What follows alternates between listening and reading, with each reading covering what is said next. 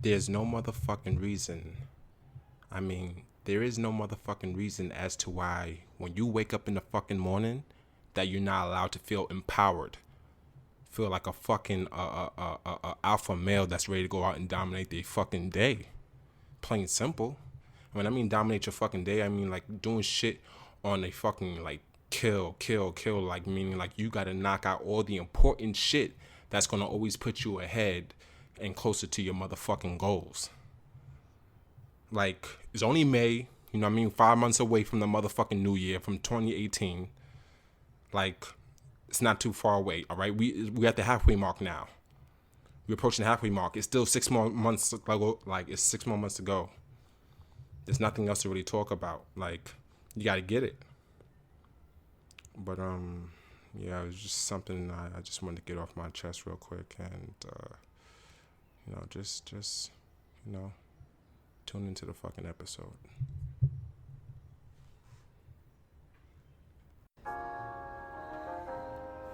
Hey guys, you are now tuned in into the Sanford Podcast for the Culture. So I need you to stop scrolling, open up your eye, and tune in.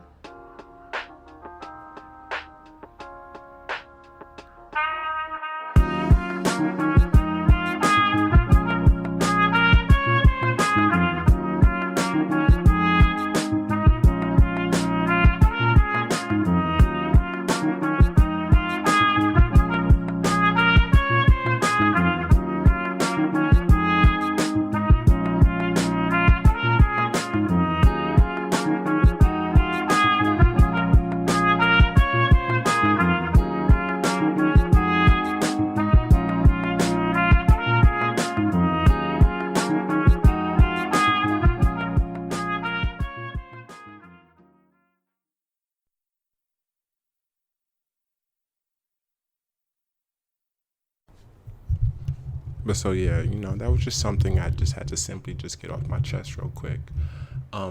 Pretty much where I'm going with all this as well is the fact that it is very important. It's very important to have a mindset especially as a creative. It's important to have the mindset that you're going to create more than you consume. This is a very important formula for all creators because of the fact that we have to produce more than we consume if we want to do something meaningful. We have to constantly work on our craft, work on our skill. Even work on just getting used to just doing hard work, period, anyway, because talent alone is just not going to beat it. Hard work is also part of that equation, and as soon as you really finally understand that, things will definitely produce. Now, who am I to say this? I question myself all the time. I have to look at things from different angles. So who am I to say this? Really nobody, to be honest with you. I'm gonna be very completely honest. I have no really real authority to speak over this. But I am in the process. I'm in the process to the point that this just becomes second nature to me to do this, to have this kind of mindset. So I am in the process. I will say that I am a student of the process right now. So that's the only place I can speak from. So it's very, very, very important that we create more than we consume. We don't want to be like the person that's always stuck on the couch, looking like a potato, and all you want to do is shove fucking food down your throat and just fucking fill your eyes with glitz and glamours and fucking bullshit that comes from a fucking screen. Now, this bullshit comes from the screen. Now, this is going to sound hypocritical because, it may not, depend on where your mind is at. But I am big into film. I love fucking film. In fact, there's some films I will be coming out with in the near future. Something I will work on. And I have a good idea of who I want to work with me when it comes to this. So, it's going to get pretty interesting. And, I just been very quiet about a lot of things because, for the most part, that's my personality. I have the tendency of just, just thinking about things and just looking, listening, observing. I've sort of conditioned myself like that over the years because of the fact that, everybody, sometimes people go through all kinds of things in life. So everybody has a past. So, but, it's very important that, we do develop the habit of instilling this mindset of creation over consumption, because of the fact that it is what it is. You just have to really adapt this mindset. It is extremely, extremely critical. You know what I mean? So for the most part, a lot of people who don't know things about me, I'm gonna go ahead and give you an idea of like what I do, what I'm into pretty much. I love books. I'm a big, big, big bookworm.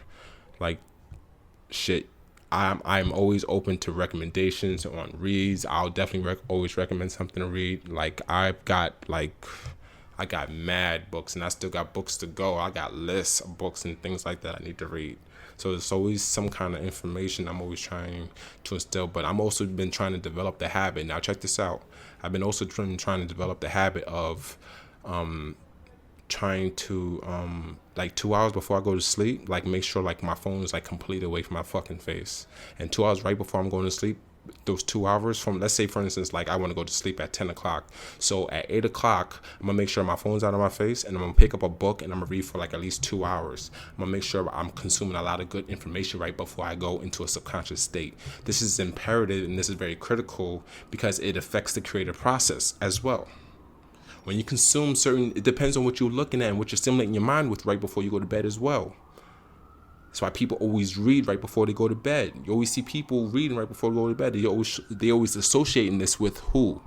White people, unfortunately. You always see people like that always in movies, reading something like a husband or wife reading something or looking at something, right before they go to bed. You don't really see too much in film. It's starting to fade out now. But yeah, this is very important. It is extreme and it's critical, again, to the creative process. Okay. Oh yeah, so and another thing, I think I know who I want to be a co-host for the Stanford podcast, and I think this is gonna be pretty dope. I'm gonna make the proposition. Hopefully, this person says yes. They say yes, it's on and popping. I may go for one co-host or even two. I'm still balancing out. 4, I think, would be too OD. I want to do 4. I did 4, me and 3 other people. That's something to further think about, but I don't know. It's different because I never seen 4. There might be podcasts out there with 4 co-hosts, 4 hosts, or however they phrase that thing. I mean, I'm still learning about this. Just to let you know, I'm still a student of life, man. You gotta seek knowledge from the cradle to the grave. You have to seek knowledge from the cradle to the grave. And what makes knowledge powerful when it's applied. It's useless when you just have it up in your motherfucking head like a fucking vault. Like it's like you having money in the fucking in the vault and it ain't doing nothing. Money that moves, it multiplies. It has to move. You have to keep your move fluid, just like you have to stay fluid. You can't stay in one place all day, can you? You have to move, right? So why not? Why can't your money? Why you want your money to fucking stand still then?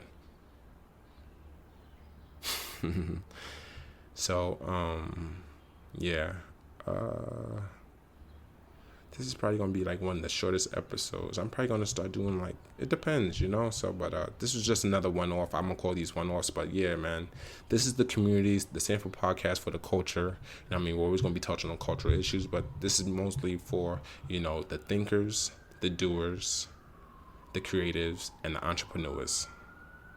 Okay, that's who this is for. That's who the Stanford podcast is for. In memory and in honor of Pashad Gray. And always rest in power, Pashad Gray, my fucking brother. Alright, my fucking brother. Rest in motherfucking power. This is always going to be in memory and honor to you.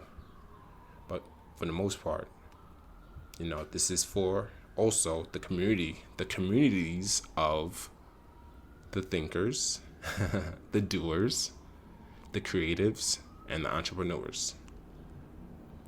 This is the Stanford podcast for the culture. I am Kanai. And enjoy your day, enjoy your night, enjoy your life.